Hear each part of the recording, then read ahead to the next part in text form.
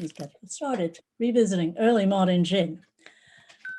Columnist Stephen Bailey wrote in 1994, gin is one of those subjects that attracts myth. And like myth, stories about gin are repetitive. When you read the literature, you find that the ideas go round and round. Even in academic circles, the myth about gin says that in the mid-17th century, the Dutch invented the beverage that is now known as gin. This presentation explores two origin stories to dispel this myth. First, it identifies the two gins, the distillate we now call London Dry Gin, and the distillate that ignited the gin craze. Then it examines the four spaces in which they were developed and born: the monastery, the kitchen, the apothecary shop, and the distillery. Finally, it summarizes the differences amongst the four recipes that most closely link themselves to the term gin. But let's get started with something simple. Let's identify the two gins. Chemist James Sheridan Muspratt in 1850 hinted at gin's uniqueness as an ethnic beverage when he remarked, "British spirit is little known in the form in which it leaves the distillery, because it receives from the rectifier the exclusive property by which it is rendered a household word." Then he added that English gin was manufactured by the rectifiers of the low wines of the Scotch and English spirit, or whiskey fabricators. In other words, Muspratt defined British spirit as the rectification of unaged whiskey with other botanicals. Amongst the 6 styles of English gin that Muspratt documented in his book, plain gin or London gin rectified this new make whiskey with German juniper berries, coriander seeds, almond cake, angelica root, and licorice powder. Another style, fine gin, enhanced the recipe with orange peel and grains of paradise. By contrast, Muspratt described Dutch Hollands as the distillation of 1 part malted barley with 2 parts rye, which was rectified with a few juniper berries and sometimes hops to impart to the spirit a particular terebinthine flavor or turpentine flavor. So how did these two distillates come to be made in England, and how did the English learn how to distill? Distilling found its first home in the Franciscan and Benedictine monasteries in the British Isles, where Arab alchemical texts were translated and Galenic medicines were compounded. Franciscan friar and alchemist Roger Bacon learned to distill aquavitae at Le Sorbonne from his contemporaries, Ramon of Mallorca, Albertus Magnus of Bavaria, and Armand de Villeneuve of Catalonia. Returning to Oxford, he wrote his Opus Magnus in 1267, which contained recipes for aquavini and aquavitae. Documents compiled in 1357 by Bishop Richard Ledred of Ossory, Ireland, confirm Bacon's work spread amongst the monks, recording a few recipes for making aquavitae plus 12 other waters. Wine was the key ingredient in these early recipes, especially after the English Navigation Act of 1490 encouraged wine imports from France. Curiosity and economy led to extracting aquavitae from a cheaper, more local source, beer. Evidence of this is found in the order issued in 1494 by James IV of Scotland, who requested Benedictine monk Brother John Core of Lindores Abbey to produce malted barley spirit. At the same time, grain and wine spirits also gained increased interest in Germany and Austria. While wine distillates were popular amongst physicians and the aristocracy, spirits made from beer were produced not only by monks and alchemists, but old women, or water burners, they were called. One of the first authors to appear in print on the subject was Viennese physician Michael Puff von Schrick, who in 1455 documented 82 herbal distillates in his A Very Useful Little Book on Distillations. He attributed his recipe for juniper berry spirit, Wacholder Beerwasser, to Albertus Magnus. Revised in 1466, von Schrick's book was finally published in 1476 in Augsburg, Germany.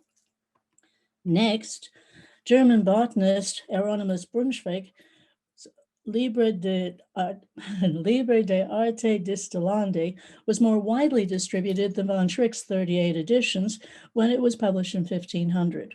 Brunswick's work was translated first in Brussels, then in London by Lawrence Andrew on the 18th of April, 1527, under the title The Virtuous Book of Distillation of the Waters, and then finally in Czechoslovakia. Increased curiosity and literacy, along with accessible recipes, brought the distilling arts into the kitchen.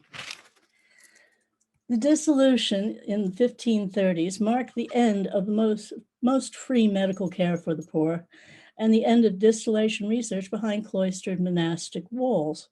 Physicians became primary health providers, catering primarily to the rich. Meanwhile, women continued to prepare herbal cures in their kitchens for their families, friends, and neighbors. English housewives, just like the German counterparts, had learned to distill both alcoholic and non-alcoholic waters from botanicals. This cheap form of healthcare, come on. Oh, you're going to behave. Come on. Doesn't want to behave. Come on, hold on. I'm going to get there. We go. Okay, this cheap form of healthcare was legitimized by Parliament in 1543 in a bill that persons being no surgeons may minister medicines, notwithstanding the statute was passed. Lay practitioners were permitted to treat patients with any herbs, ointments, baths, poultices, plasters, according to their cunning, experience, and knowledge. Thus, housewives and gentlewomen who were expected to keep herb gardens, compounded remedies, and treat the illnesses and injuries of their families and neighbors as part of their traditional household routine were validated to distill medications. But homemade distillation also moved from the household medicine cabinet onto the sideboard. In Henry VIII's day, classic tipples such as Hippocras were replaced by aquavitae. Elizabeth I popularized another distillate as a digestive, Rosa solis, olorosis. As mass publishing flourished, 153 vernacular medicine books that included distillate recipes were published before 1605, with about 400,000 copies making their way into the public's hands. Amid this media deluge, one book, Hugh Platt's Delights for Ladies, introduced in 1602 two recipes for rectified spirits of particular interest: spirits of spices and whiskaba. Then Gervase Markham's Country Contentments, or the English Housewife, offered up an aqua composite recipe that in 1615 that distilled rosemary, thyme, hyssop, fennel, and about a half a dozen other botanicals into 2 gallons of the best ale that can be brewed. The Platt's book also hinted at the commercial viability of distilled spirits, titling one recipe, How to Make the Ordinary Spirit of Wine That is Sold for 5 shillings in a noble a pint. So although they were validated by Parliament, apothecaries and housewives were wholly unregulated at a time when the public demand was reaching new heights. Distilled spirits entered another phase and another space: the apothecary shop. Theodore Torquay de Merne was primary physician to King James I of England when he was elected in 1616 as a fellow of the Royal College of Physicians. To regulate the activities of these non-medically trained preparers of medicines, de Merne was granted a royal charter in 1617 to establish the Worshipful Society of Apothecaries. Under this monopoly, apothecaries could only distill, compound, and dispense preparations authorized by the college's physicians. De Merne then worked with the college to publish Pharmacopoeia Londinensis in 1618, which standardized both the apothecary's galenic compounds and iatrochemical distillates. One of these distillates became more popular for anything more than its health benefits. As Ambrose Cooper recounted, there were formerly kept in the apothecary shops a stilled spirituous water of juniper, but the vulgar being fond of it as a dram, the distillers supplanted the apothecaries and sold it under the name of Geneva. Even Cooper differentiated between the apothecary's spirituous water of juniper and the Geneva sold by distillers to ale houses and to the public. George Smith in 1725 added, Geneva hath more several and different names and titles than any liquor that is sold here, as double Geneva, royal Geneva, celestial Geneva, tittery, colonia, strikefire, etc., and has gained such universal applause, especially with the common people, that by moderate computation there is more of it in quantity sold daily in a great many distiller shops than of beer and ale vended in most public houses. Distiller shops. How and when did distilling leave the regulated confines of the apothecary shop, and where did it go? The distillery. The distilling arts breached the boundaries of the apothecary shop and the kitchen. Anyone who could afford to purchase an alembic, measuring tools, storage equipment, and an advice manual could set up a distilling shop. De Mern condemned this denigration of the distilling trade by a current of the disorderly and inordinate intrusion of interlopers into the practice of this art, who by their preposterous ways of working and frequent use of base and unsound materials have brought scandal not only upon the works of this art, the wares, but also on the art and the artists themselves. De Mern obtained another royal charter in 1638 to establish the Worshipful Company of Distillers to monitor and regulate commercial distilleries. Like the Apothecary Manual, De Mern edited and published the Distiller of London in 1639, containing the rules of conduct and recipes for 34 approved strong waters plus 16 variations. One recipe, aqua fructum, followed the same pattern as Platt's Spirit of Spices and Whiskaba, as well as Markham's Aqua Composite. A juniper-led palate rectified notes of spice, citrus, and soft fruits into high-proof grain spirit. I took a page from experimental archaeology and I deciphered and had distilled 300 liters of De Mern's Aqua Fructum about 6 months ago at the Smith's Distillery in London, and I can confirm this recipe most closely resembles what evolved into London dry gin.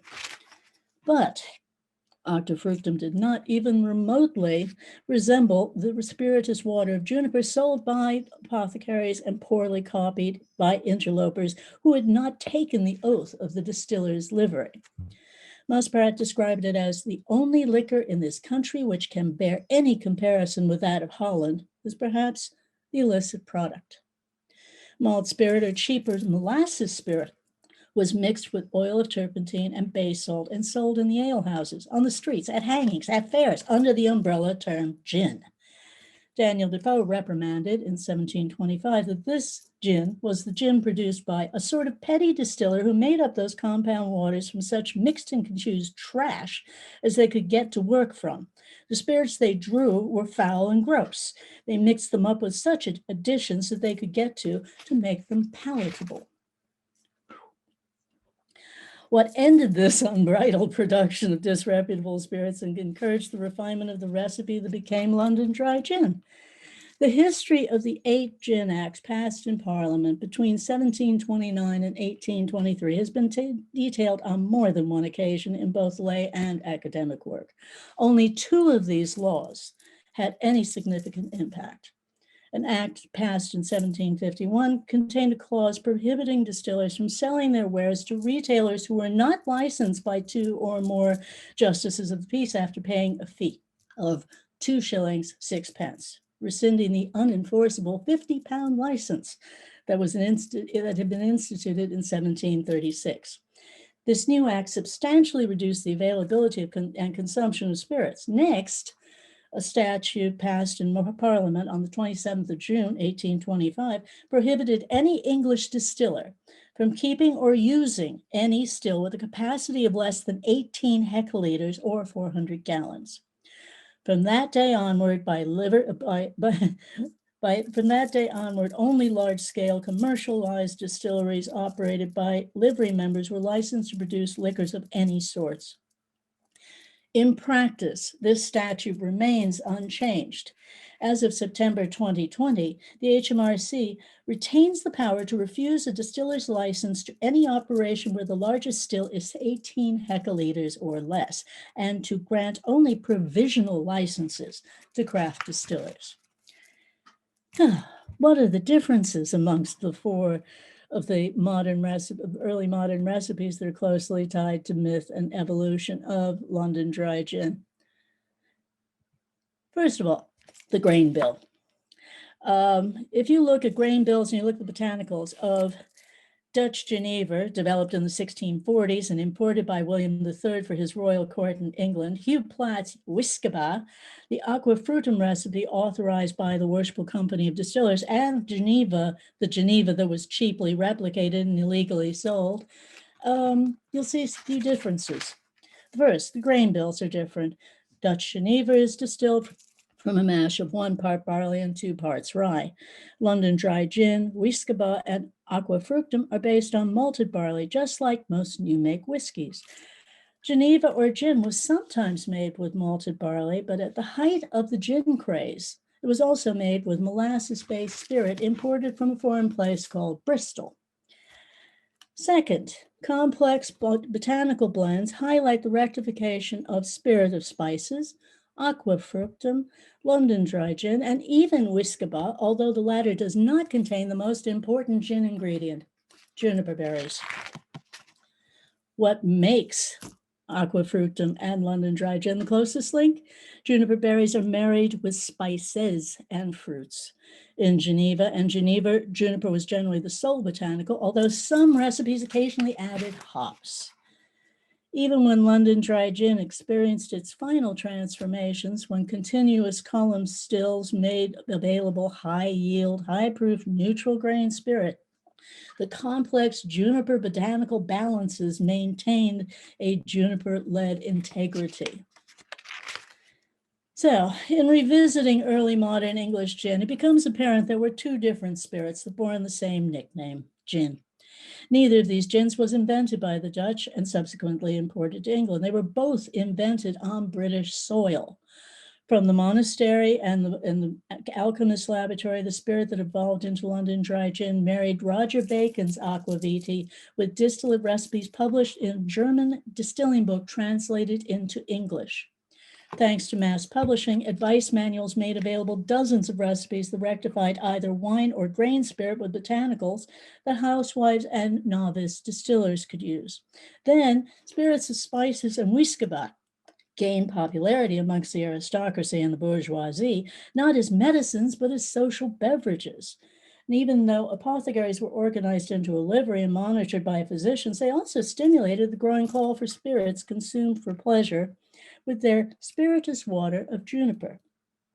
Similarly, commercial distillers who made larger quantities of spirits for both medical and social consumption were also organized and regulated and monitored. Aqua fructum was their contribution to the evolution of London dry gin.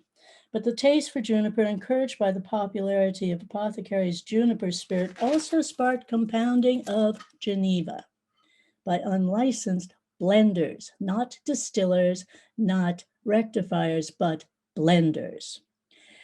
Coupled with legislation that made beer more expensive to produce and to consume than spirits, this distillate inspired unlicensed rectifiers and compounders to produce the cheap substitute that they called gin. Further legislation and the invention of the continuous column still changed who could sell and who could make British spirits. Ultimately, the tides of popularity and demand turned to the botanically complex aqua fruitum that evolved into the London dry gin we know today. Thank you.